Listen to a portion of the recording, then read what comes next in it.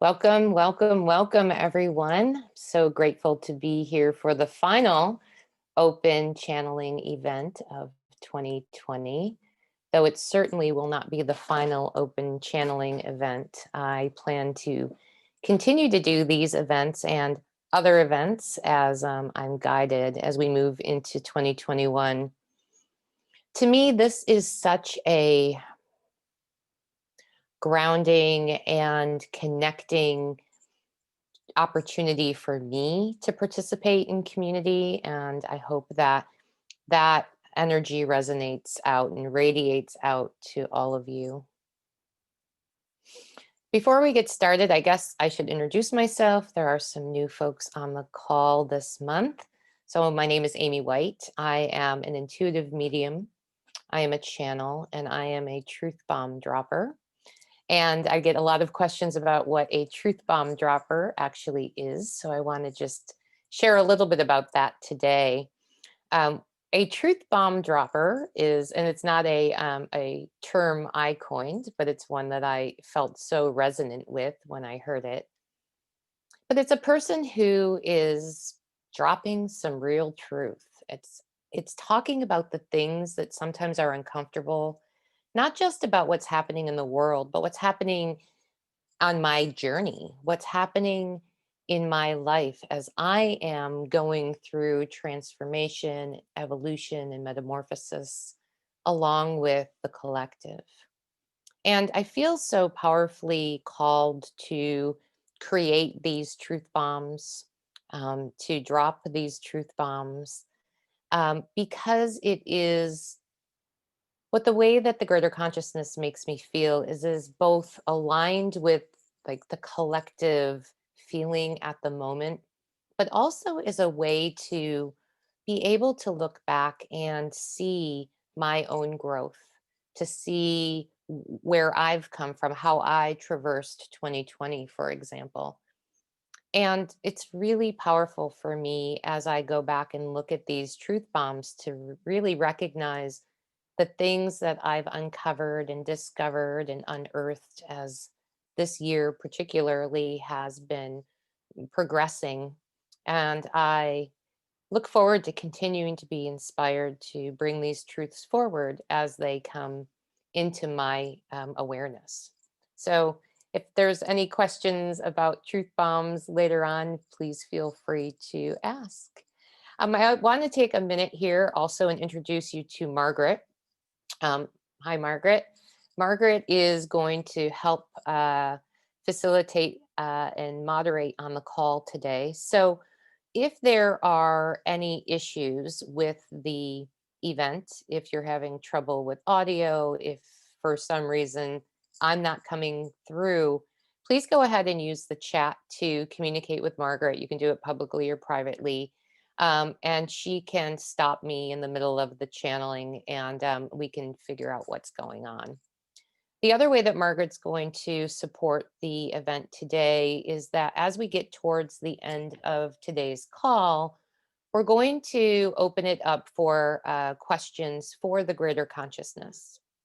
So, the questions for the greater consciousness can be about something that they've talked about on today's call, or it can be anything that you want to ask, something that's on your heart, something that you've been contemplating or has come into your awareness that you want some guidance or clarification on. So, when we get to the questions part of the event today, I will have you simply put a question mark um, in the chat box, and then Margaret will help to facilitate in which order. So, sorry, the channeling's already happening, so my words start to get a little mixed, but which order the questions come in, and that's how we will go forward. We'll go in total about 75 minutes today. 30 to 40 of those minutes will be the channeling, and then the rest will be open for questions. So let me give you a little bit of background on the greater consciousness if you're not familiar with who they are and what they represent. The way that the greater consciousness describes themselves is they are all of the wisdom that ever was and all of the wisdom that will ever be and all of the wisdom that's here right now in this time and space in all of us. So it's in essence it's connecting into our infinite wisdom, our inner knowing, and the energy of the greater consciousness helps to connect to each one of us our unique wisdom, helps to put words to feelings, helps to perhaps bring up opportunities or possibilities or potentialities that we might not be aware of. But the beautiful process and why I love the connection that I've made and continue to nurture and foster with the greater consciousness is that it isn't it isn't portending the future. It's really tapping into what we already know, whether we know it or not. And so when it connects, when it resonates, when information clicks for us through the wisdom of the greater consciousness, we all feel it in a very deep way, a knowing way, like our truth. And so I invite you as we go through the channeling today to be aware of when you feel something connect, even if it's not something that's directed specifically at you, because often the greater consciousness is going to bring through general information which touches on what the collective of this community is asking for. If you haven't seen me channel the greater consciousness before, it's a little bit of a dance. Very often, I am bringing through the messages of the greater consciousness, but sometimes they feel there are things that need to be said in a very strong way, and then they actually will speak through me. You'll be able to tell the difference, but I just like to kind of lay that foundation up front so that people don't get confused over how the information is coming in. I'm having a conversation with the greater consciousness, a dual conversation, so to speak, during this whole session. So as they're bringing information through, I'm often asking for clarification or more information, or sometimes my thinking mind gets involved and wants to know more. And I try to be pretty transparent about when those conversations are going on and in what direction I'm feeling pulled.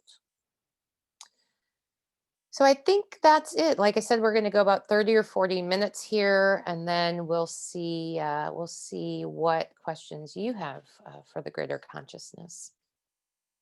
As I said, for those that were on the call a little bit earlier today, right before this call, I was very inspired to lead a meditation, which I do a little bit of at the beginning of most of these calls, but this is a little bit of a different meditation. It's several minutes long, um, and we've talked about it a little bit on these calls before. If you've been present, this new to me way of grounding, which the greater consciousness actually brought into my awareness about a year ago, um, maybe a little bit more than a year ago, when they started to say, as we're moving through, and it wasn't like portending, 2020 as we know it, but they were saying at the end of last year, there's a different way that we need to be as in our human forms grounding so that we can be both solidly connected to the earth, but also with the ability to be fluid, to move, to ebb and flow with whatever life is bringing forward. And most recently, I was inspired to um, record this meditation, which I'll send the link out to everyone after this call because I think it's really beautiful. So we're going to start today with this meditation, and they just want me to say, if you're not a meditator, this is not a problem. I invite you to just close your eyes and relax, listen to the words. One of my favorite things about meditation, especially guided meditation, is that my mind can make up, scenarios, stories, visions, a little bit of play, a little bit of make believe. So I invite you to be really easy about this. There's no rules. I'm not I'm not a rule follower when it comes to lots of things, and meditation is one of those things. I tend to feel that meditation for me comes in many ways and shapes and forms. So, however you're comfortable, sit, stand, lay down, put your finger on your nose, put your hand on your heart, like whatever you feel called to do. And just relax as we go through this meditation process here.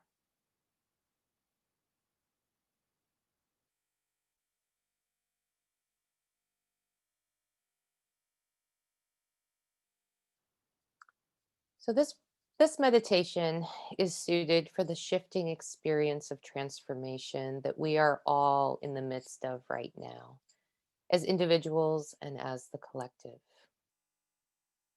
So as I said, I invite you to find a comfortable scenario for yourself. Close your eyes and set an intention to be open to the possibility that even in rough waters, we can find our ground, that we can find our place of peaceful knowing. I invite you now to take a deep breath in through your nose and out through your mouth. In through your nose and out through your mouth.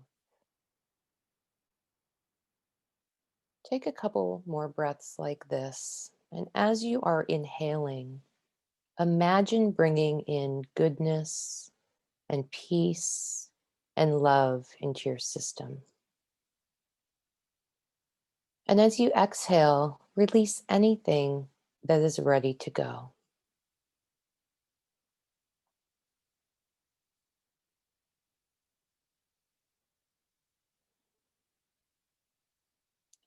And now, for a moment, imagine that you are floating on your back in a beautiful, watery location.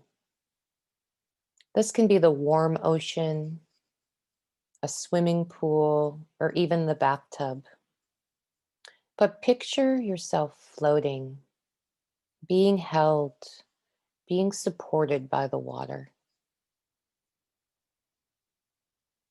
As you're floating there, you're aware that the water, while fluid, is also solidly supporting you. You become aware that the water is being supported by something more solid, the ground, the earth, the container in which the water is being held. And so while you're floating in this fluidity, you're being held by something stronger, deeper, and more supportive. As you're floating there, start to visualize, imagine, sense all of the places on your body where the water is touching you. Your arms, your legs, your back, the back of your head, the sides of your face. And notice the gentle movement of the water around you.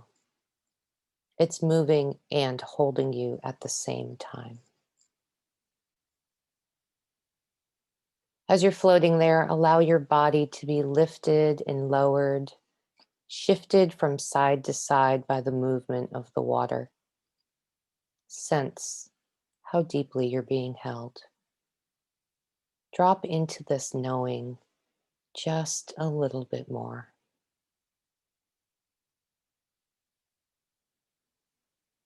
Visualize your hands shifting from side to side, feeling the water slipping between your fingers. It's like being in a warm cocoon of love and safety, security and support. As you allow yourself to be held by the water, start to tune into any places within your body where you may be feeling resistance. This resistance can cause you to feel like you may sink. This resistance may cause you to feel like you won't be supported by the water.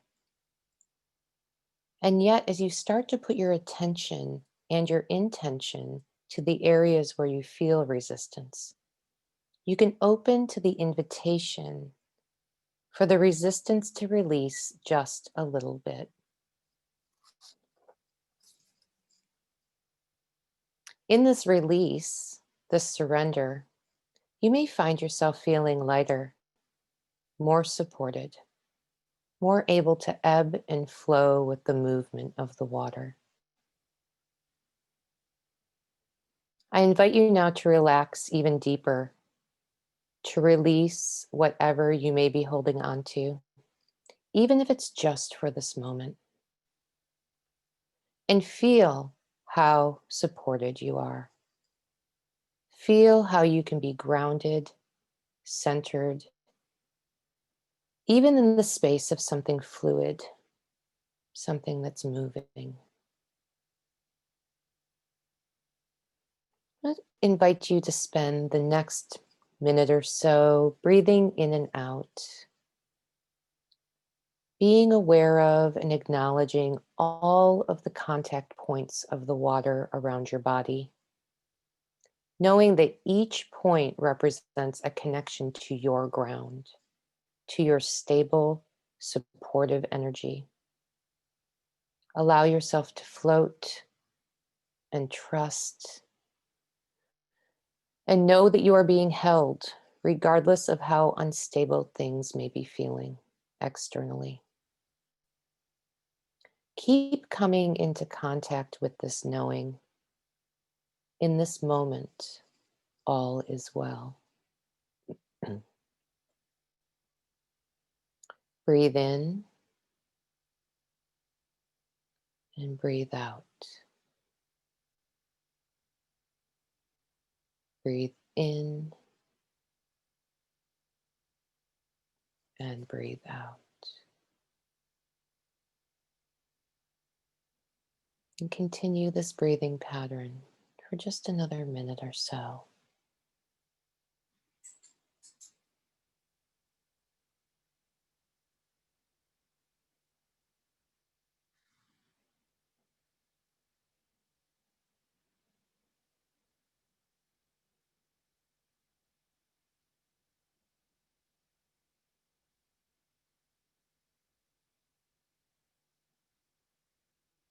As you continue to breathe, I invite you to remain in your mind, in your visualization, connected to the water in every point that it's touching your body.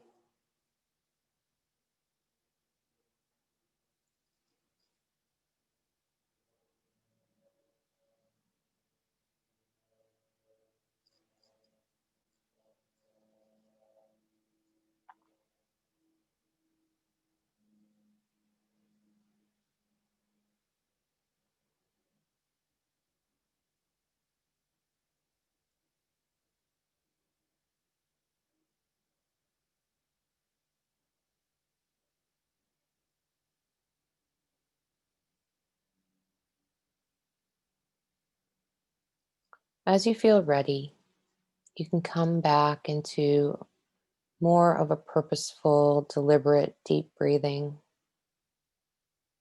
Come back into your awareness of your seated position or whatever position you've chosen to be in for this meditation. Come back energetically, consciously, knowing that you can bring yourself back to the place of floating, supported, fluid grounding at any time, simply by shifting your attention to the feeling of floating in the water, of being held, of being grounded, of being movable.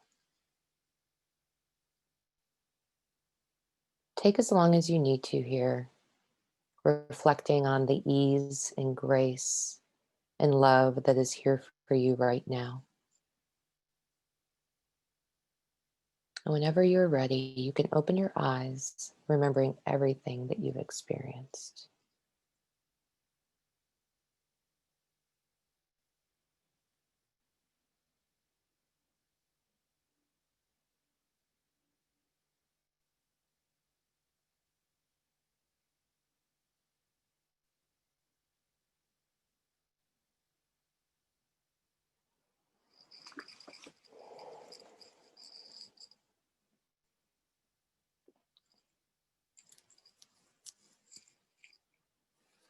I don't know about you all, but I'm just like about 3 levels deeper than I was when we started this call. So I think that one of the reasons why the greater consciousness wanted to share this meditation, or me to share this meditation with you, and of course it was a channeled meditation from the greater consciousness, so it's all kind of circular, is we were talking about coming to the end of 2020 and coming into the space of a deepening of the unknown, of the uncertainty. There's a lot of questions in the collective right now about what's it all about? What's it all been about? You know, the year end for many of us is a time of reflection, and it can feel challenging at times to reflect on spaces and areas and experiences of our lives that we don't feel that we have full comprehension of. And so, this ability to find a way to be both grounded and movable at the same time is a loving and supportive way for us to give ourselves the gift of riding the wave, riding the tidal wave of 2020 into 2021. And on the heels of this meditation, the greater consciousness is asking a really big question. And the question that they're wanting us to take into consideration, to ponder both on this call and beyond, is what if the world isn't broken? There's a lot of belief in our collective, in society, which likes to, finds comfort in creating a reason why things happen, creating a purpose. You know, there's often the saying that everything in life happens for a reason or a purpose. And so as humans, our thinking mind tends to want to create scenarios so that it helps us to understand more what's going on. And there's a lot of collective energetic feeling of sort of coming to this place within us that says, well, this makes sense. The world is just broken. And so having that context then helps me sort of put the pieces together about everything that's happened this year and maybe in years past, and also sets the tone for what might be coming in the future. But the greater consciousness is saying, but what if the world isn't broken? What if the world is unraveling and regrouping and mending and rebuilding and rebirthing in this moment? There's nothing broken about that. And the greater consciousness is saying, and so if there's nothing broken in the world, and of course they're speaking about this from a higher plane, but even so, the concept of, if there's nothing broken in the world, then could that mean that there's nothing broken in our lives individually? It takes a different slant, it takes a different energy to hold space for the possibility that by letting go of the stories that we tell, that we find ourselves back in the unknown again. And the unknown is a place of, you know, uncertainty and discomfort for many of us. But it's also a space of a blank canvas and electricity and creation that is so palpable right now. And we all, each one of us, have access to it. And the access point is in the willingness that we have to linger in the unknown for just a little while longer. And that unknown, of course, is the invitation to drop the stories that we're telling ourselves about what it's all about. why it's happening, what's next. It invites us to release the stories we might be telling, the old stories about how we got here, how we got here as individuals, to here being wherever, whatever experience that we're having right now, but also how we got here as a collective. It's releasing resistance to anything that feels like it's wrong or it's not our belief or it's not right for us. It's releasing the need to push against. And we've talked about this in past calls, but where this is where it's all coming together in, a container, in a wholeness for us. That if we come to this place of, and this is not about flipping the switch and saying, okay, I'm going to vibrate at this high level and I'm going to pretend that there's nothing wrong happening in the world around me. Wrong. Judge, our judging, our judging our experience. But that's not what the greater consciousness is inviting. The greater consciousness is inviting, again, this invitation to linger here just a little bit longer in the unknown, in the uncertainty, in the ebbing and flowing of what's happening within and around us, floating, being held, just as the meditation was helping us to visualize. And the benefit of this, the greater consciousness says, is that there's less energy spent in the ruminating, in the trying to figure out, in the pressing forward, the pushing, the striving, the driving, and more energy becomes available for the space of creation, the space of deciding for ourselves what this canvas can hold, whether it's finger paints or oil paints or pen and pencil or. We each have the opportunity in this moment to design and define the life that we want to be living. Now, as a greater consciousness has said many times before, their intention is not to in any way take away from the reality that people are experiencing, the fear that people are experiencing, the scarcity that people are experiencing, the unwellness that people are experiencing. But what the greater consciousness wants each of us to be really clear within ourselves about is to be owning the feelings that are ours, the experience that's ours, the reality that is ours, and living from that space, not being oblivious to what's happening externally, but to be in connection with what's happening for each one of us here and now. And that's really powerful because, as the greater consciousness has spoken about before in past community calls, there's this idea of taking personal responsibility.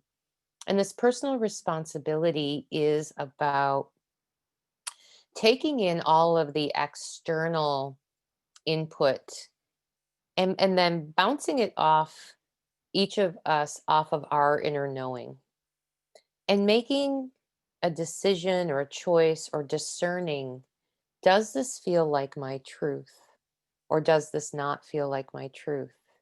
And in those moments is when we come into connection with ourselves, where we can ebb and flow in the midst of what can feel like some crazy making times and start that creation process.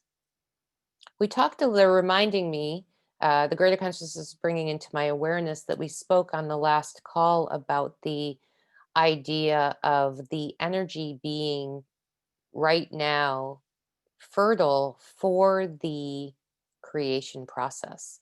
And it is even more so now. So, in the month's time or 6 weeks' time since we talked last, the energy has increased to a point where it is it is here for us if we choose to leverage it, to take advantage of it, to create anything that we have been wanting to create.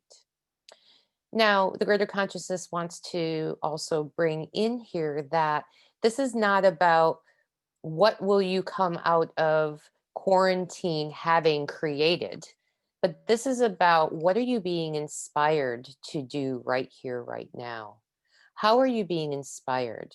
What are the things that come over you that bring you joy, that light your fire, that make you feel like you can have this hopeful future, have this participation in the creation of what's coming. We are not here waiting for something outside of ourselves to change so that we can start. The starting point is now. The starting point has been now, and the starting point continues to be now because there is nothing that we're waiting for. There is nothing that we started a year ago that has to be on hold. We may have to pivot. We may have to assess how that thing can be done differently. But there's also great expansion here in the probability, the opportunity, the potentials to take what we started and to grow it bigger and stronger and more resonant to what our inner knowing, our inner calling, our soul is pulling us towards. And so again, the greater consciousness says this isn't a set of instructions that we each have to go out and buy this blank canvas and in the 3 weeks we have left of 2020 we have to have some kind of grand creation. This is about allowing, and it's in the ability to be grounded, to be connected into our physicality, as we've talked about before, and then to ask source, God, love, the universe, inner knowing, inner being, what is it that I'm here to create right now? And then allow the information to come.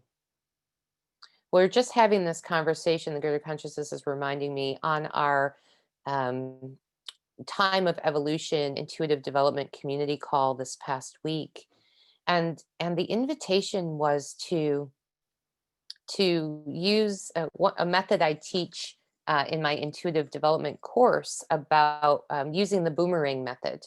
And the boomerang method is where you take and ask a thought, an idea, and you throw it out into the universe. And you have faith and trust that it's going to come back. And when it comes back at the timing that is right for you, the answers will flow with ease and grace in ways that will surprise and amaze you. But it's that moment of waiting for more instructions and trusting that those instructions will come. But the idea that we have to do anything, that we are, you know, shoulding all over ourselves, that we should do this or we should do that or we should come out of quarantine with this, that, and the other thing, actually slows the process. So even if you throw the boomerang out to the universe and then you start shoulding on yourself, it just slows the information from coming in, or it allows you, at least the first time that the information comes by, to not hear it or to not see it or recognize it. Because once you get into your thinking mind, and this is not a judgment thing, the greater consciousness says we all get into our thinking minds. It's what they're there for. And there's lots of beauty and value with our thinking minds. But we can allow the momentum of our thinking minds to grow to a point where it really does create interference with the information that our soul wants us to know, that the universe is bringing to us. And so that's really what the greater consciousness is saying, suggesting that this time and space can be used for to start to get clearer and clearer and clearer about what it is that you want in your life. Not not so much the Range Rover in the driveway and the, the house with 3 bathrooms and or the cabin in the woods or whatever it is that you are desiring. But it's the invitation is about, how do you want to feel? How do you want to feel as often as possible when you wake up in the morning? What are those feelings? Energized, passionate, in love with life. Those are the intentions that and the propellant of what we're creating. It's, how do we want to feel? What is it that we want to feel in this life experience? Then the other pieces come together. But if our feelings aren't aligned, and especially if there's split energy, meaning that there's we have a desire of something that we're really feeling a longing towards, and yet we're also in this energetic space of questioning or pushing against or having, some kind of belief system within us that says, oh, I can't have that thing that I'm desiring. If we start with the feeling of how we want to be, how we want to show up in the world, then all of those other pieces, our true longings, our true desires, can start to manifest themselves. And all of this working together using that boomerang methodology or idea, and, and the allowing this resonant feeling of what our soul is calling us towards, that all brings this time and space together in the perfect storm, for lack of better words, to have the creation start to flow through us. And they want me to just go back to what they had said at the very beginning of this call, which is the question of, what if the world isn't broken? And they're saying that if we are able to find ourselves into the space of grounding, into the space of connection with our desires, connection with how we want to feel in the world, we can't even fathom from that place that we're living in a broken world, but that in fact, just the opposite, that the world is fertile and that the path for us each right now is a path to the next adventure, the next experience, that next, you know um, they're using the word level, and I'm asking them as they're talking, because I want to clarify, when they say level, they're not saying like level up, right? Because this isn't a, a one dimensional path upwards, but the next level, meaning our next level of evolution, our next deepening of our knowing, our next deepening of the connection to our purpose, our soul purpose. It's really important. And if we come at it from this place, as they said, then the world is actually magical, even with its perceived flaws, even with its, what we could judge to be good people and bad people, even with all of the uncertainty of what's truth and what's not truth that's spinning around us. The world can and is a whole creative mechanism, a birthplace for us to really start to step into the fullness of our lives. The greater consciousness is saying that in some ways, we are at a tipping point of consciousness. And there are those, maybe those of us even here on the call, again, there's no judgment, but there are those who are not able to even begin to conceptualize that the world can somehow be beautiful in the midst of all that is seemingly happening around us. And for those who are there, the invitation to expand out of that space and into the space that the greater consciousness is introduced today is available. But there are those of us who will choose to not take the invitation right now. And the greater consciousness is saying that's okay. Of course, it's all okay, right? We're all, everything on our journey is perfectly aligned for us. But what they're saying is that there's a way to feel more ease and grace and flow in even in the last several weeks of this year and into 2021. And there's a way that we can create our own struggle, our own challenges, our own um, feeling of perhaps walking through the muck, and it's really in that pivot. I was going to use the word simple, and they stopped me because they said it's not simple in the way that we can just easily do it, but it's simple in the way that when we can get ourselves to a place of groundedness and we can see that struggle is self created in many ways, and that ease is also self created in many ways. And then we can choose a moment at a time, a moment by moment by moment. And the awareness of when we are creating struggle that doesn't need to be there, we can we can shift, we can pivot sooner. This I wish that I could plug you into how they're making me feel, because it's almost like there's a million points of energy, electricity around me right now. And they're showing me is that each one of us have access to this lighting up of the bigger, fuller life experience that we are here to create and to explore. And that is one of the reasons why we're all here in this life experience at this time. I know they're reminding me that we've talked about this on these community calls before, but we are not, this is not haphazard. This is not coincidence that we're all here in this moment, in this time and space, being a part of a rebirthing that has been long coming, but that the timing for each one of us is divinely orchestrated.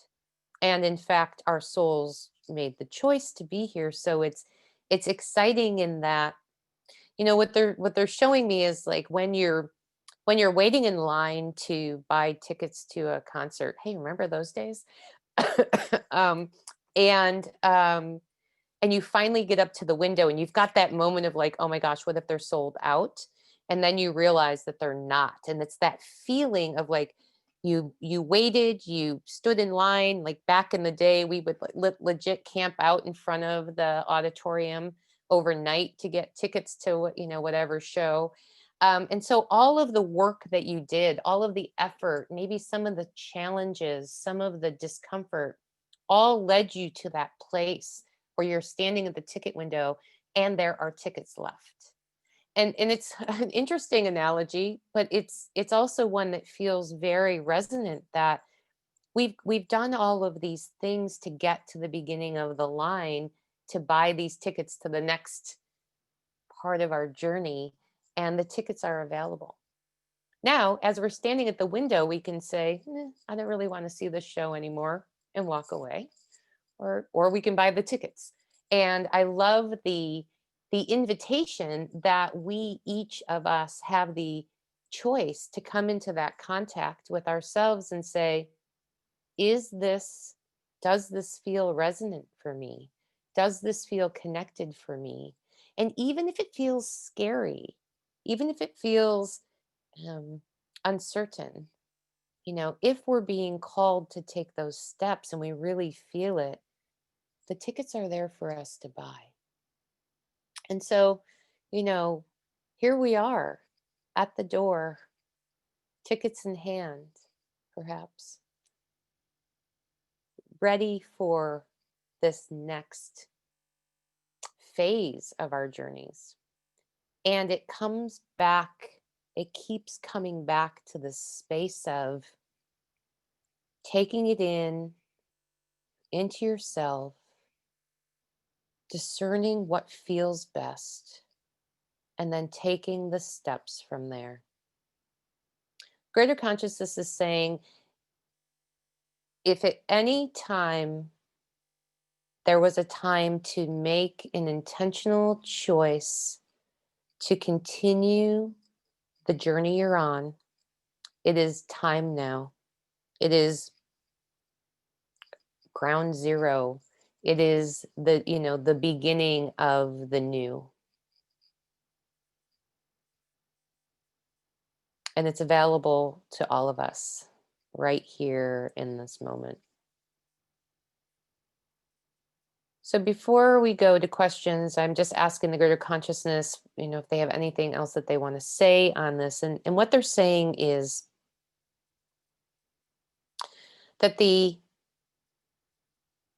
that they want to put an exclamation point on this part of the conversation today, which is that each of us has the opportunity, has the free will, has the choice within us to listen to the whispers of what our soul is pulling us towards, and then to take a step or a little granny shuffle, as I like to say, or even setting an intention that you'll be ready, or you feel like you'll be ready to take that step here in the near term, to be able to do that and to recommit to that intention or those actions or those decisions every day as you wake up, as you come into contact with your consciousness, your physical body, the space and time and presence of where you are in the moments that you're waking up for the day, and make that part of your practice to set the intention every day to explore, to be open to the possibilities, and to be in awareness of when you're feeling led to take that next step, or when you're feeling aware that more information is coming in. And the last thing that greater consciousness wants to say, and I think, what they're making me feel is that we could do a whole conversation on this at some point down the road, but they want to say that this is not a time and space that that we need to be doing this alone. And so while they've talked today about personal responsibility, tuning into ourselves and what our desires are and what resonates with us, it's also a time about being in community. And sometimes being in community can mean bouncing ideas off of other people, not for the purpose of validation as far as polling. That there's a lot of that happens, where you ask so many people until you get the answer that you are looking for. That's not the invitation, but the invitation is that coming into community and saying, to somebody that you feel safe with, so that they can hold space for you, and say, hey, this is going to sound like the craziest idea ever in the middle of a pandemic and lockdown, but I am feeling called to move, start a business, open a restaurant, paint, write a book, whatever those things are. And so they're saying don't feel like this is a challenge for you to go into a cocoon and say, oh, well, the greater consciousness said I have to come into contact with this and then make my choices from there. It's okay to use the support of people who are loving and caring, but the discerning comes from knowing that when you are sharing this with others, that they are really in a space where they can hold space for you, and not in a space where they're going to give their opinion about it in a way that is projection of their reality, as opposed to supporting you in your exploration. I hope that makes sense. Like I said, I think we could have a whole conversation on that part of it, and it may come early next year.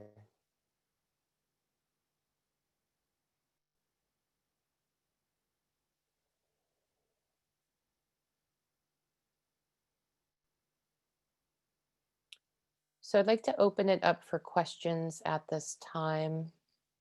As we said earlier, this could be a question about the channeling that came through today. This can be a question about something that you're contemplating, that you're wanting more guidance or information on.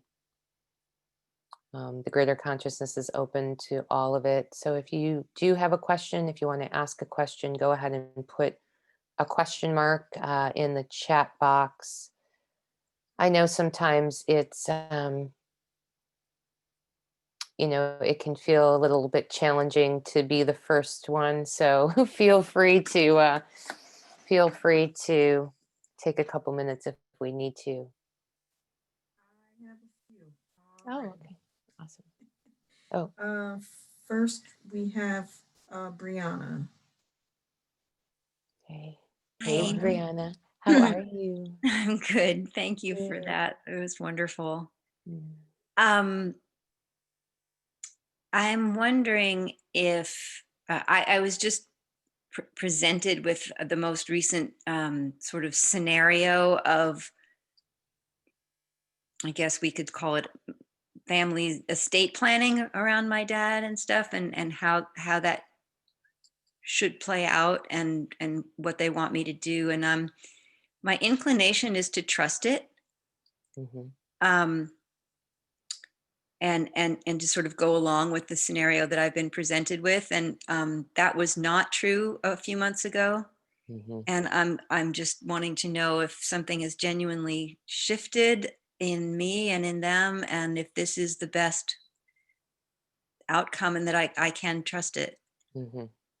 So the first thing that the greater consciousness is saying is, what what is it within you that is having such a hard time trusting that knowing that you have? And they're not, you don't have to answer that, but it's just something to kind of think about, because as we're talking, what they make me feel is this solidly rooted, almost like this deep expansive breath, right? Of the soul part of you knowing that you're on the right path, and the mind parts that kind of comes in and goes, oh hey, but what about this and what about that? um they're saying that there's been a number of shifts for you over the past couple of months, and part of it has been in a releasing of a really big resistance to something. So a pushing against, because it didn't look like how you imagined it to look. And even though it doesn't look necessarily how you imagined it to look, by allowing it to be, sort of to unfold, to present itself to you, has created this space for you to come into contact with it deeper. Does that make sense to you? Mm-hmm. And they're saying that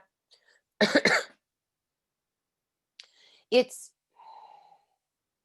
well, first of all, they're saying that whatever choice you make, you're actually going to be okay, if that makes sense for you. But continue continue to allow things to unfold. So they're making me feel like there's a decision that you have to make pretty quickly, or that you feel like you have to make pretty quickly. But they're saying that even in the space of having to make this decision quickly, take your time. So be purposeful and intentional about it. Only because what they're showing me can happen, and it has nothing to do with it being the right or wrong thing for you. It's that there's something about the frenetic energy of you feeling pushed to make a decision, that you then go into this extended period of second guessing it. But if you can be intentional right here in this moment, even if you only have 24 hours or 48 hours or 2 weeks, like to take every day and recommit to what you feel is your truth. Recommit, recommit, recommit, with the offer to source to say, if there's something here that's not for me, block it. But otherwise, I'm going to keep recommitting to where I feel I'm being guided. Mm-hmm. And they're saying it'll be really clear if something goes askew for you. And also that when you make the final decision, so if it's signing papers or whatever it is a sort of that concrete, makes it concrete, that by committing to it daily, by listening to your inner knowing daily, even asking, just show me daily, when you get to that place, you're going to have a lot of peace, and it won't be this, it's almost like a buyer's remorse feeling is what they make me feel. If you rush into something and you feel pressured by it. Does that Yeah, answer the question? I've definitely been taking my time, Yeah. and that resonates for me. It did shift when I gave myself more time, and um, Yeah. at this point, there isn't anything I need to do. It's just something they're going to do. Mhm. So, Okay. Yeah. It feels solid, and again, this is a practice in intention setting, but also listening. mhm. And so if there is something, and I'm kind of looking at the energy around it, it looks pretty clean, but if there is something that you need to know, you will know. That's what they're saying, So and you'll be able to. yeah, I can trust that if there's something else I'm needing to know or do, it'll be shown to me. Yes, yes. Okay. And I think part of that helping you to build up that trust and to maintain that trust is just to keep recommitting to it every day. It's okay. It doesn't make you do nothing wrong by every morning waking up and saying, "Today I'm going to set the intention to trust again." It's a practice. It's a practice. It's a practice. So there's nothing wrong with that. There's no one and done here in this life experience, energetic experience, right? Where we say, well, I trusted yesterday, so I never have to put trust out to the universe again. Mm. It's this constant recommitting, reconnecting into your inner knowing in that partnership that says, today in my human experience, I'm connecting and I'm going to trust. And I'm putting it out to the universe. I'm putting it out to you, inner knowing, inner wisdom, and I'm going to recommit and recommit and recommit. And they're actually showing that it becomes this larger practice for you of learning to recommit in anything that's happening in your life. Recommit, recommit, recommit, without the judgment that you're doing something wrong because you have to recommit. Does that Mm. make sense? Yeah. Yeah. Especially recommitting to trust, because Yeah. It's that a can it's that can get thrown off by news headlines. Yeah, exactly. Which is why, those news headlines, by the way, are a perfect invitation to recommit to trust. It's like, okay, I see this thing outside externally. It says what it says. All right, spirit, source, love, God, universe, this is yours. I trust that there is something happening here that's bigger than I can see for the highest good of all. Recommit to trust. So it doesn't have to just be when you wake up in the morning. I will come across in my own personal journey, I will have things happen in life where it kind of does the same thing. Like it rattles me, and then I go, okay, wait a minute, this is yours. You led me this far, you brought me down this path, so I'm just trusting that it's going to unfold exactly the way that it's meant to for the highest good of my life journey. And so it can be something that I commit to a number of times a day also, just depending on what the invitation is.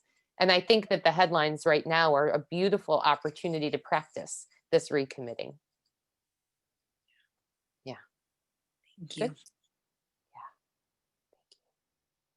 you. Okay, we have several here. So next we next we have Lauren. All right, can we Mhm. unmute Laura? Hi. Hey, I was like, the girl. button. Hey, girl. Hey, girl. Hey. So thank you for being. Hey, girl. Hey. My big Wheaten Terrier, who's terrified of walks because of other dogs, is totally chill while we've been on this call. So thank you. Um, can you hear me? Okay. Yes. Okay. Yeah. So, um, I am in a in a sticking point.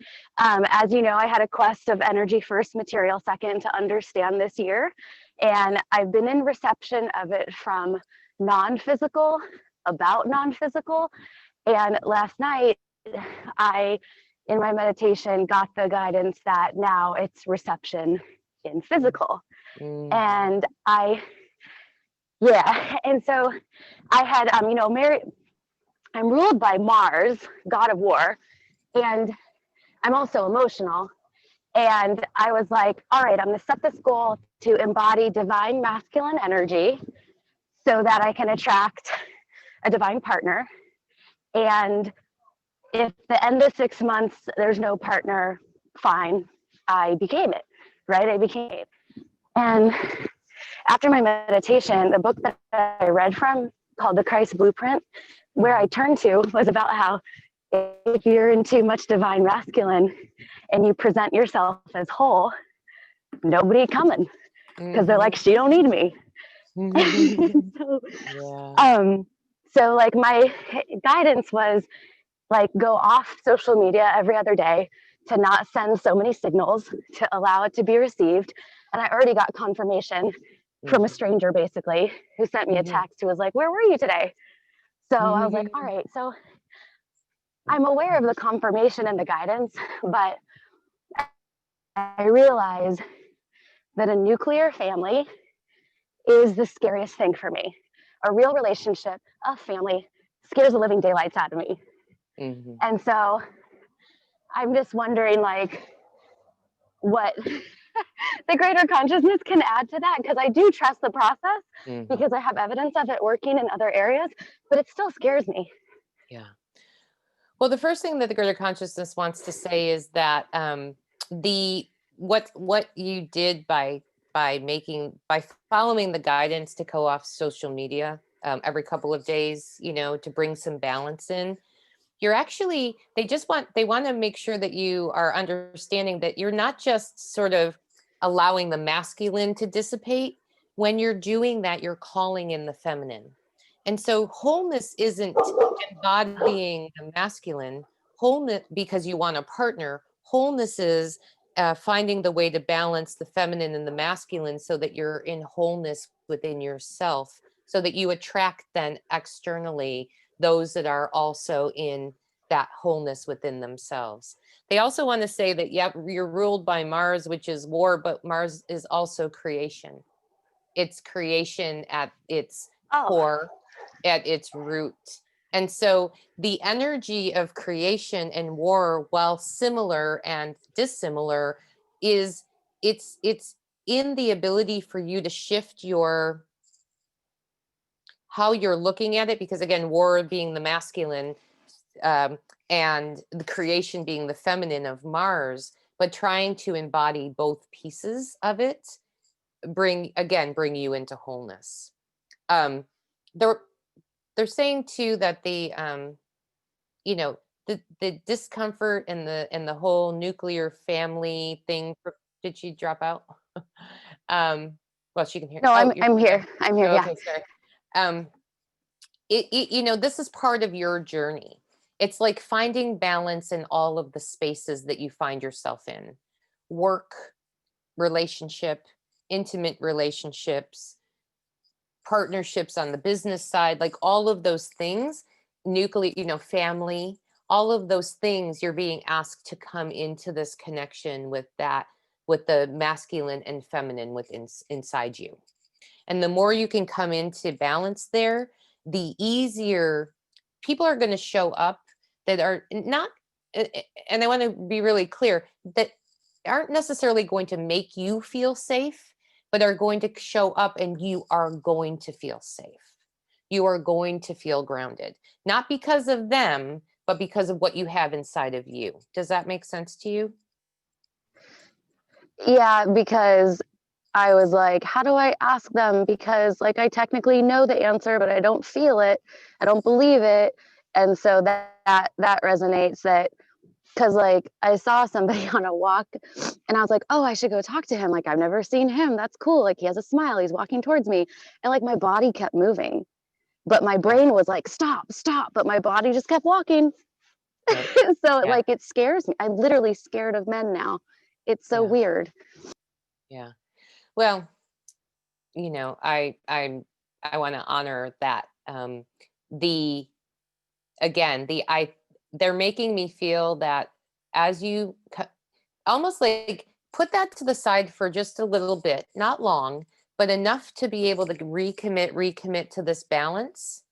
And then that fear will go away, because right now you're so in that masculine that it's like bumping up against energetically everybody that you come across. And they're saying that it's not just men, it's like anybody that also has equally strong energy. So you want to know, what they're showing me is, do you know the Amazon warriors? You know, so these Amazon warriors, right? These women that fought in war, but they did it from a more nurturing, loving, if that's the right way to say it, way. They understood how to balance.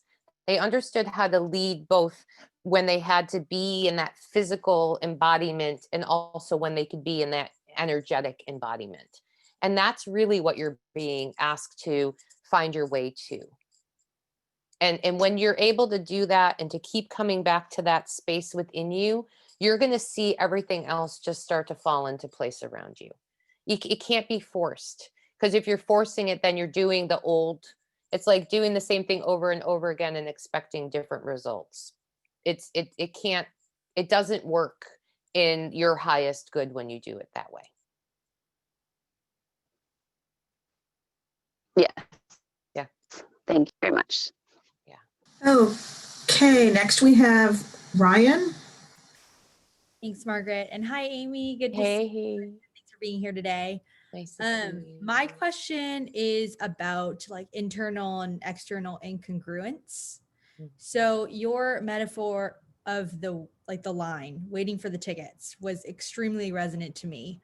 And as it applies to me, I think the most in line with my own truth and my own light as I've sort of ever been. And I almost feel like I was waiting in line joyfully. Like I could see everything. I was enjoying the experience. I was on my own and happy to be there for the first time ever. Like so feeling like I was in the right place.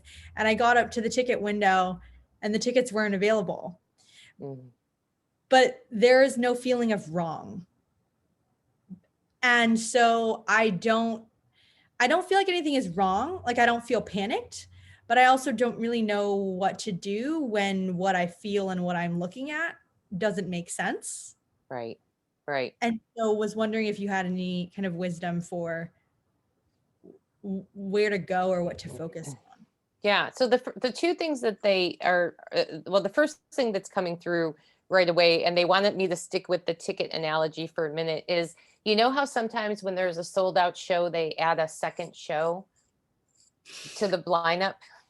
Yeah. And maybe it doesn't always happen because of scheduling right away, but maybe, you know, they come back. I don't, Elton John just keeps popping in my mind. So Elton John is here, he sells out twice, and then there's enough, you know, enough desire so that he sets up 2 more shows, but they're 2 weeks away. And so this is what they're showing me. They're showing me that, you know, you weren't in the wrong line, and it's not over, right? And so there is another show that's gonna hit the docket or the schedule. And sometimes, you know, if you think about back to, and I don't know, like if I'm a little older than you, I think, but if you look, you know, think back to even like getting on Ticketmaster and like, you know, trying to get the tickets and the excitement of like being in that holding like waiting room, and you're like, I know I'm going to get, you know, and it's that kind of thing. You don't know how long it's going to be, but chances are pretty good once you're in the waiting room, you're going to get the opportunity for tickets. So just know that what you have been feeling and the direction in which you're feeling called isn't off, but the way that it unfolds for you may be different than what you were expecting. You know, everything, and this again becomes a free will thing, but everything that I feel and sense for you is that all the things that you've been lining up for are all coming to fruition. It's just a matter of timing at this point. And sometimes, and I love the old adage, chop wood, carry water. But sometimes that space in between is just for the mundane. Go wash dishes, vacuum your car, like do things to keep the momentum going, but not focusing your attention on the thing that you really are longing for. Because that's when you do that, it goes back to what the greater consciousness was saying a little bit ago. It's like it actually stops the boomerang from coming back when we get into our mind and try to figure it out. That completely resonates. I've been feeling like doing just a bunch of other things like cleaning or reading a book. And I didn't want to like convince myself that I was like just putting like I knew I wasn't just putting something off. I felt like everything was all right and I could just relax and enjoy these things. And so it's really validating to hear that. Yeah. Thank you. I think it's all coming. It's just timing at this point. Thank you. Okay, next we have Rhonda. Rhonda. Mute. Hello, Hey, how are you? I'm doing well, thank you. That was really beautiful, by the way. All that information was so great and so well timed, especially the part where you're talking about the shoulding. And I even rewrote a word in my question because of that. So as you know, my daughter lost her husband in January. And so it's been a very difficult year for her and my grandchildren. And I have been helping her with her grief as much as I can. And I ended up leaving the country. So I'm in Mexico now, which is where I'm happy and actually feel safer right now. I have sanity again. But the holidays are coming up and his anniversary, the death of his anniversary is coming up and she's really struggling. And the mom in me is feeling guilty because I feel like I need to somehow fix it.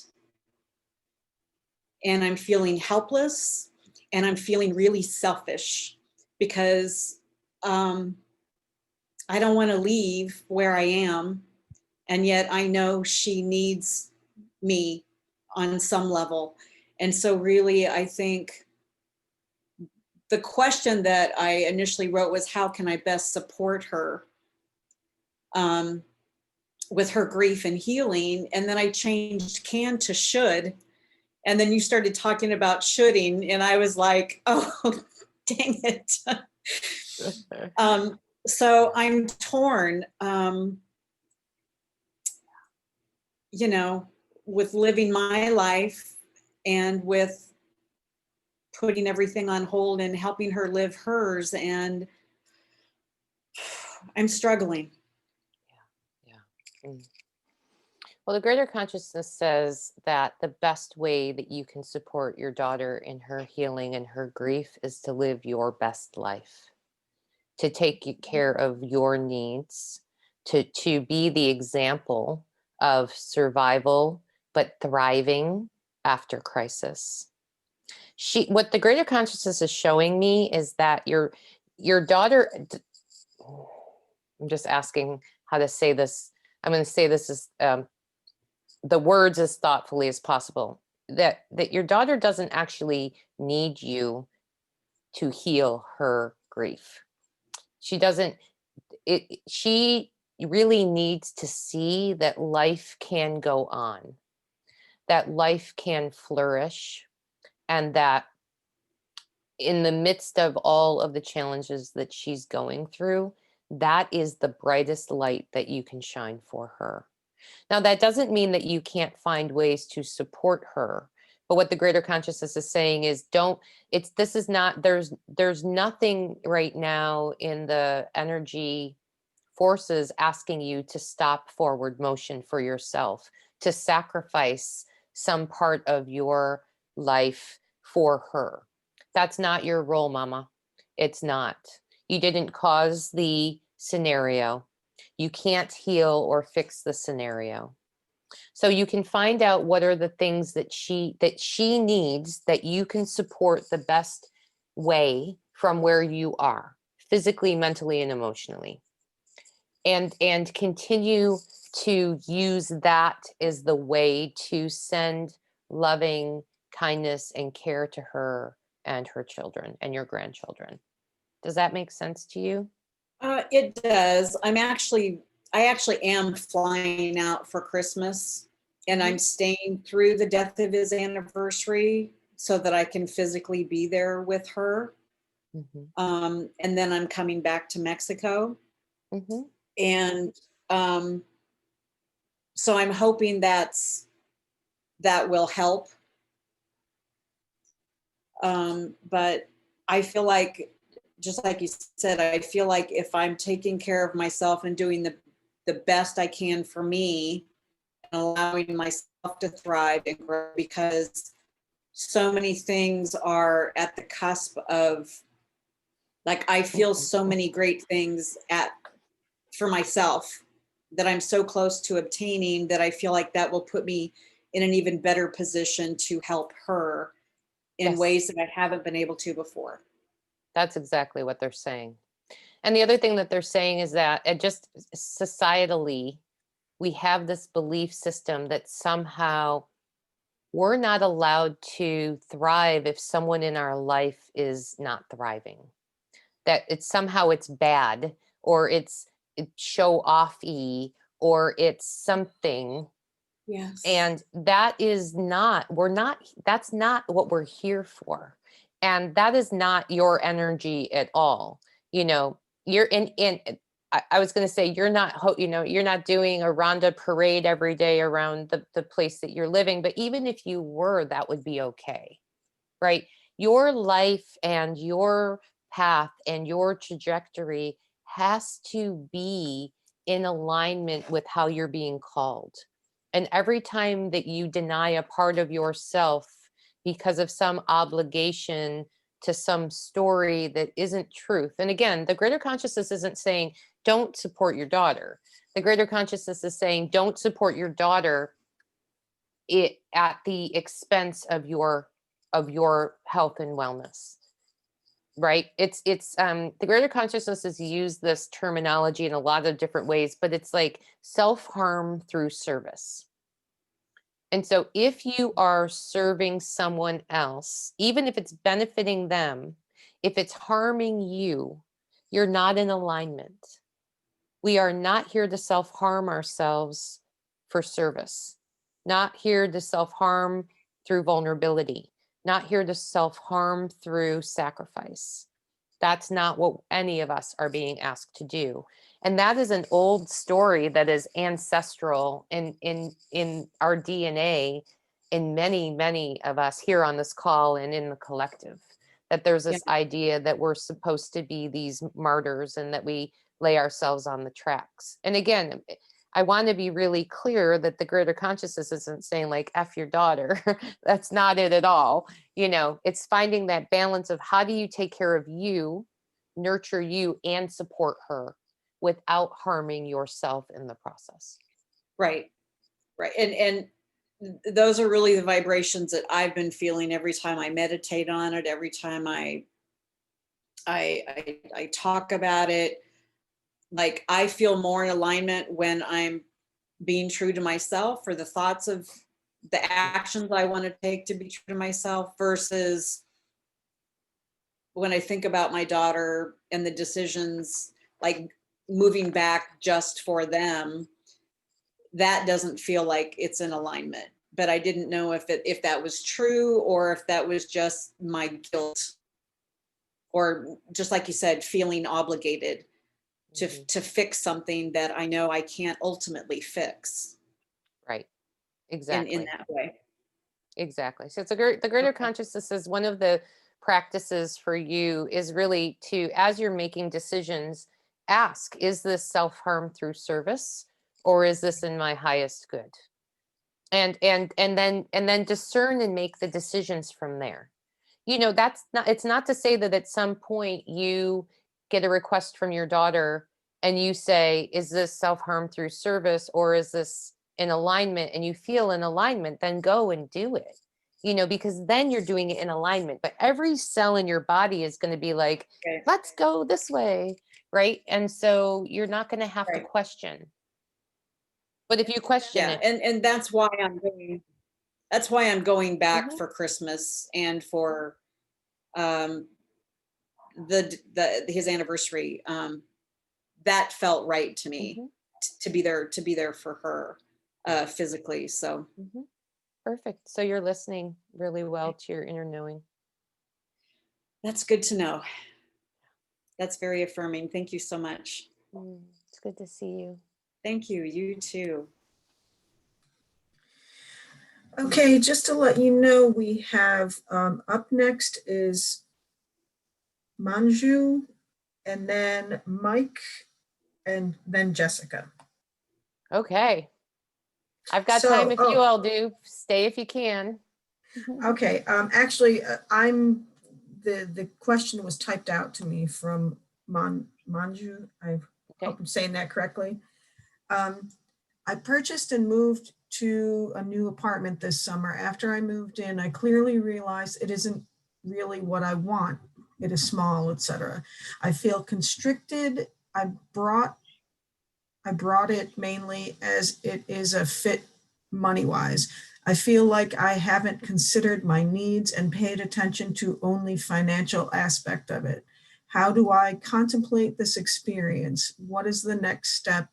What is the learning offered to me at this time?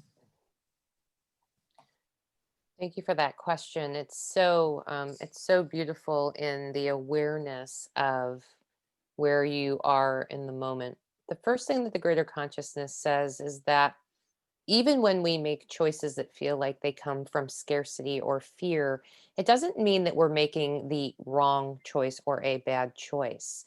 This is an opportunity for you to experience a way of being able to shift energy within the space that you're in. So, what the greater consciousness is saying is that even if this isn't the space that you wish you were in right now, you can create an experience in the space where you fill it up with your presence. You fill it up with your energy, you fill it up with the things that are beautiful, and you embrace it for what it is. It Because what they're making me feel is that this is a nest and a sanctuary and a space of healing. And so helping to build and create that there is really a powerful way for you to shift what you're feeling about the space right now. They're saying that it's not a forever space, and it doesn't even have to be. And that it looks like, and I don't know, I know you're on the call, if you own something else, but it almost feels like at some point this becomes a rental property or an Airbnb or something. And but it can't shift. It can't shift right now, until you start to really embrace it and bring it in as part of your container, as part of your as part of your what they're saying is that it's like you have to come into acceptance of it as it is. It wasn't a mistake. You didn't make a mistake by choosing what you chose. You may be able to judge the way that you got there, but that doesn't necessarily mean that you're in the wrong place at the wrong time. In fact, they're making me feel as though you are not. You're in the right place at the right time.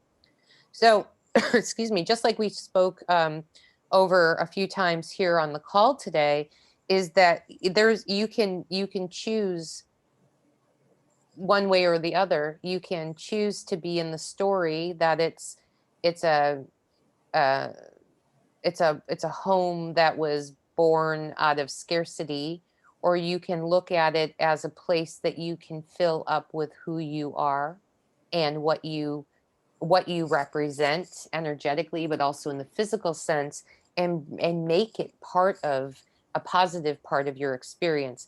You're like at the crossroad, and you can make the choice one way or the other. So it's again, it's what we talked about earlier around shifting the perspective and how you look at it. It really does define how you can embrace where you are right now in this moment, because there's nowhere else for you to be. So I hope that answers. Feel free to unmute and speak if you want to say more. Yeah, so how do I come to acceptance with this situation that I put myself in? Well, what they're saying is that the acceptance comes as you claim the space little by little. So whether that's feng shui, or whether that's some other energy ceremony, but it really is like room by room, even if there aren't a lot of rooms, coming in and filling the room up with your energy. And the more you do that, and again, it's just like we were talking about earlier, to commit to doing that every day, or as much as possible, as often as possible. It's not perfection, right? It doesn't have to be every day at a certain time, but as often as you can think about it, to bring your energy into the space. And the more you do that, the more that the acceptance comes as a natural part of that process. They're also saying that in any way that you can, bring in beautiful things.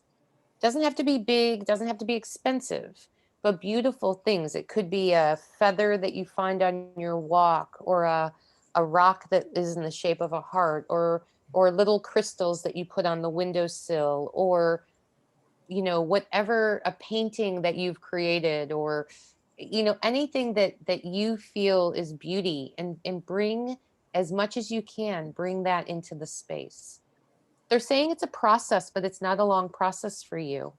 It just is a matter of deciding that you're going to drop the judgment that you did something wrong, as best as you can, as often as you can, and embrace the possibility that you're exactly where you're supposed to be. And it really is. And I want to say this again, because I think it's really important for you, because I can feel your mind, and you have a very sharp, very intelligent mind, and intelligent minds are fabulous. And they're also sometimes our biggest challenge, because they're really good at convincing us of what we've done wrong. But to be able to, as much as you can, release the belief that you did something wrong, that you put yourself in a bad position, and start to retell the story in a different way. Look at my beautiful space. Look at this loving energy that I can bring in here. Look at the beautiful, things that I've brought into this space. Those types of things will move you closer and closer to acceptance. And one day you'll just realize that you're accepting. It becomes just an organic process. Does that make sense? Yeah, yeah. So I'm going back and forth with this question, but I will ask anyway. So do I stay here where I am for time being then? That's what it feels like to me. I mean, you ultimately have to come into alignment with it. And if you can't come into alignment with it, and you can move, you can leave without harming yourself. We were just talking about self-harm through service. You can make the choice to go, but they're saying that there's value in you being in that space. It's about rewiring, rewriting the narrative that you keep doing something wrong. You can actually create a beautiful space there if you choose to. and a loving space that you can feel good about if you choose. But again, that has to be something that you come into alignment with. Okay. Yeah. Thank you. Yeah, you're welcome. Thank you. Okay, so next we have Mike.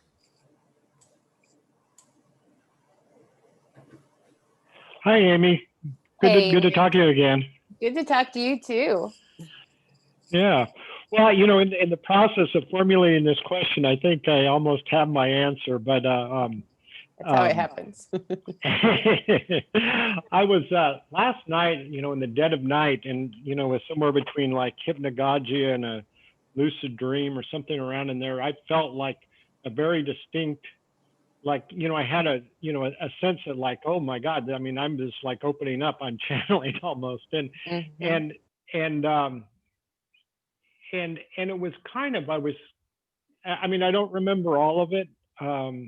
But as I was sitting here trying to formulate the question, sort of more of it came back to me about sort of honoring the experience and maybe focusing on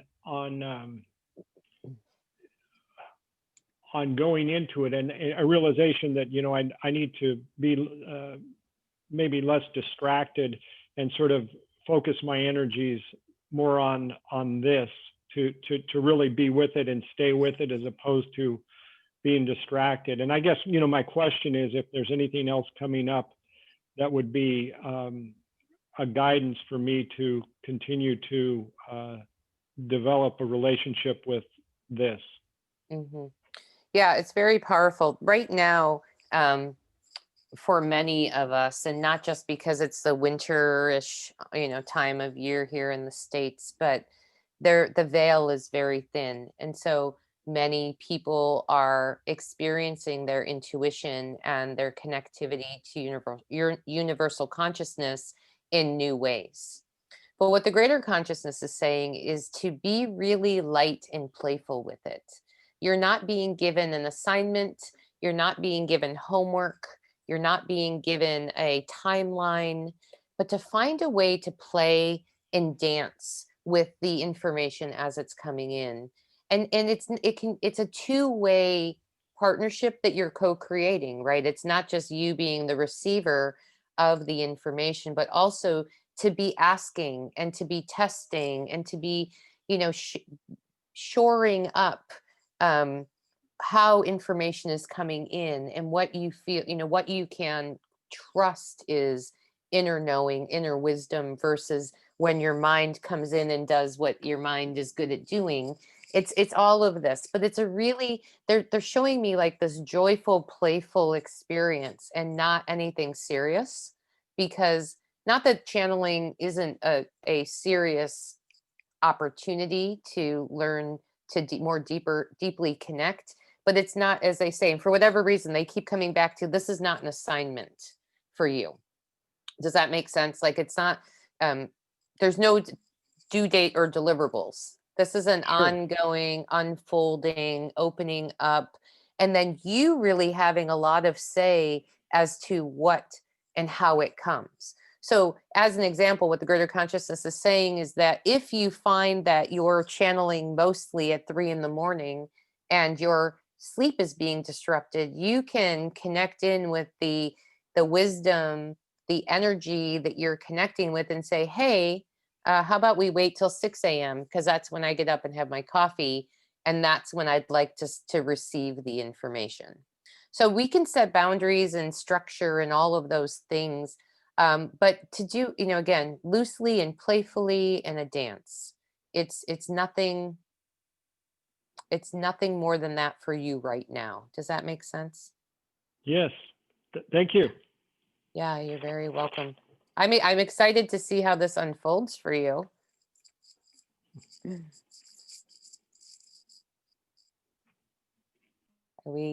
Margaret, are you there?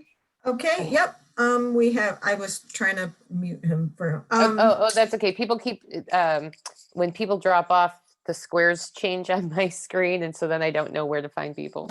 yeah. Here we have a question from Jessica, and it is written out. Over the past year, even pre-pandemic, my sleep has been very disrupted without any physical changes. The notion that disrupted sleep comes from a disrupted mind keeps coming up to me, but I am unsure as to what exactly is disrupting my mind besides the obvious pandemic. I used to be able to sleep 10 hours straight, and now I cannot go more than 5 hours. Can the greater consciousness give me any insight as to what could be disrupting my mind so I can heal and get better sleep? Hmm. I know this one personally, Jessica. It's like I sleep about 4 hours a night these days. For you, though, specifically, one of the first thing that the greater consciousness is saying is that, and I feel like we had this conversation before, so if we did, I apologize for the repeat, but it's the same information. What they're saying is that when you sleep, your resistance is down, and then the things that you are repressing and suppressing um, tend to be able to gain more access. So your thinking mind then in the subconscious starts to ruminate. Now, what they're leading me to believe is that, and you said, it was pre-pandemic, but the pandemic certainly has amped things up for you. And what part of it is that there is a belief or a story down below the surface about safety and security for you. And so while that might have been bubbling up a little bit pre-pandemic, definitely over the last couple of years for you, this year has really, revved it up and amped it up. So it's more. Now, the reason why it's mostly coming at night again is because there's some, and I mean, and to use the word repressed seems a little strong of a word, but there is some it's almost like you've done a really great job convincing yourself that you're good, everything's good, life is good, and it is, for in lots of ways right now. But there is a part that really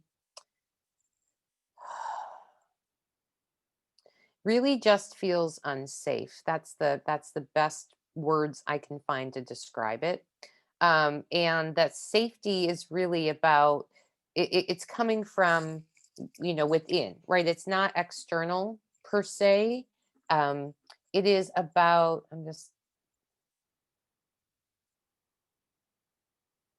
there's this feeling that they're making me feel about like being left behind, or being not not necessarily abandoned, but sort of in that vein. And so whatever has shifted for you in the last couple of years, there's a very young part of you that still sort of doesn't trust that she's safe. And right now, as they said, it's coming out mostly at night, because that's where you're you're not able to hold your strong facade as much at night. So the beautiful opportunity here is for you to, if you feel called, to come in contact with that younger part of you that is feeling that being left behind feeling, or that abandonment feeling, and just love on her. You don't have to fix anything. You don't even have to touch into what the exact scenario is. We spend a lot of time, you know, retelling the stories over and over again, which unfortunately just keeps us stuck in the story. But if you can just trust and touch into that young girl, know how she feels, and pull her up on your lap, and really just be like, I got you, we're in this together. You're going to start, and you do that again, recommitting, re-intending as often as possible to really love on this part of you, this aspect of you. You will start to feel relief. Now, the one thing that the greater consciousness is saying is that the sleep patterns may not adjust. because there's so much energetically that's happening right now that's impacting sleep, excuse me, and especially your sleep, but to not be worried about it, because as you embrace this young part of you, this young aspect of you that needs some more loving, you will, even if you're only sleeping 5 hours, you will begin to feel more restful in the shorter amount of sleep. Does that make sense? I don't know if you want to unmute and add comments or comment in the chat, either way.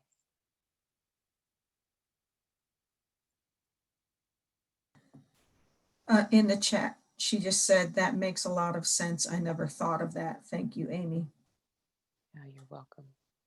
You're welcome. Just keep recommitting to loving on, and you can even set the net wider, right? And say any part of, any aspect of me at any age that I, that I had any kind of trauma or accepted a story that wasn't mine, just call that aspect of yourself forward and love on them. And again, you don't have to retell the story of what happened. You don't even have to know the story, but just feel into it and be like, oh man, today my 16-year-old self needs some love, or today my 5-year-old self needs some love, and just do that.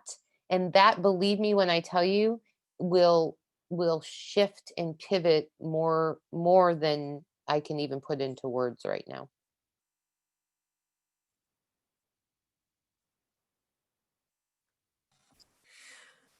Okay.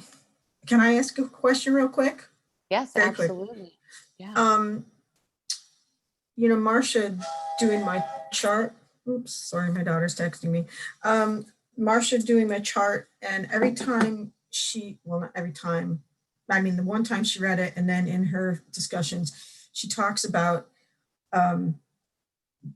just 2 events, December 14th and December 21st. And it's like, she didn't really say, she's like, wow, and this happens, and this is going to be great. And then, wow, after the 21st, like, boy, the sky's the limit. You're wow. But like, is that like some event that's going to happen, or is it just inside I go, oh? Well, it is 2020, so anything can happen. But the gist of, and again, I not my limited Right. astrology, but feeling into it, this is what I can say. Feeling into it, the the energy of the configurations, or the I don't even know the words, but the energy of the way that the alignments are coming together is already here, right? So things are already shifting within us and around us energetically that support big new birth, creation, opportunities. And for you specifically, because it sounds like that when she was reading your specific chart, those things seem to be having a good momentum for you. But it's not a switch flip with astrology. I mean, if there is a shift inside of you, it can happen, weeks before, weeks after, to months after a big planetary alignment, and especially one that's close to, your personal planets and your personal planet configuration. But I'll give you a great example. Like 2 weeks ago, right, the 30th, when we had the eclipse, I had been doing some work around some old grief that I've been trying to let go. And I literally woke up like a day or two after the eclipse, and I was like, oh my gosh, I feel space around this emotional feeling that I haven't felt before. And so it was, it was very much aligned with the energy of the eclipse. So things, you can start to sense it internally always first, in my opinion, and then externally. And that doesn't mean that external events can't happen around us too. But the biggest shift, of course, happens as we begin to feel it within ourselves. Now, and we've talked about this before, our challenge as humans is to not take the little bit of information that we get that feels good, or we start to see the unfolding and then we go, okay, God, love, source, Fred, universe, thank you, I've got this. And then we go and we create our own story, right? The where we have to be very aware is that it's unfold, unfold, unfold, one step at a time, one step at a time, and to really follow as best as you can in all the moments that you can, the next guided, inspired action. And then sometimes, and I love my friend Michelle's on this call, and I use your quote all the time, Michelle, waiting further instructions. But this is the dance right now. You get a little bit, you have to wait further instructions. You get a little bit, you have to wait for further instructions sometimes. But it feels like that for you specifically will be how this unfolds. That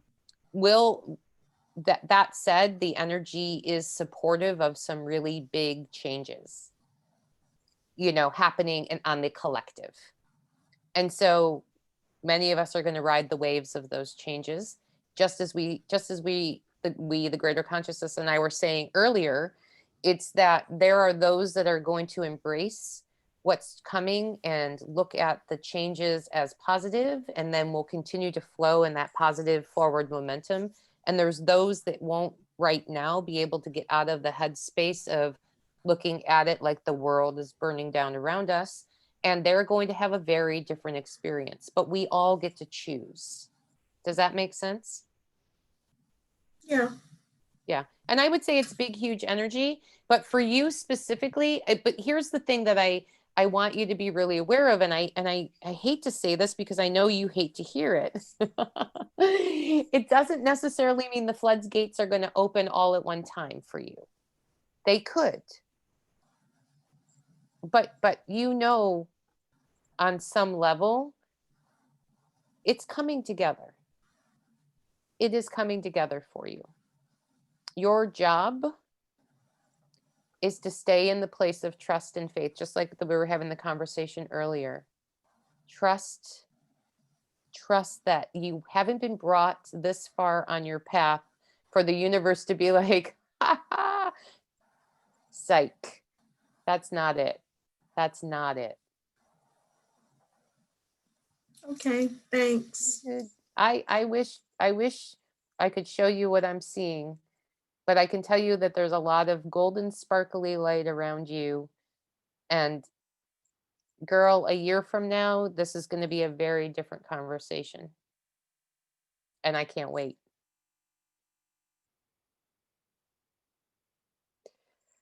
All right. Woo! This has been amazing, and I love every bit of this. Thank you all so much for showing up. Thank you for those that have been here, over and over, month after month on these calls. Thank you for those that are new and just coming and joining this community. It is something that I love to do, and I'm going to, as I said, continue to do it into 2021, and we'll see where that goes. But it's really, truly an honor and a privilege. So good. So I wish you the happiest of holidays in whatever way you all celebrate, and a happy new year. And I am excited for what is coming for the collective in 2021 and beyond. And can't wait to hear what the greater consciousness has to say about all of it as we move forward. So big love, everybody. Talk to you soon. Thank you. Thank you. Bye.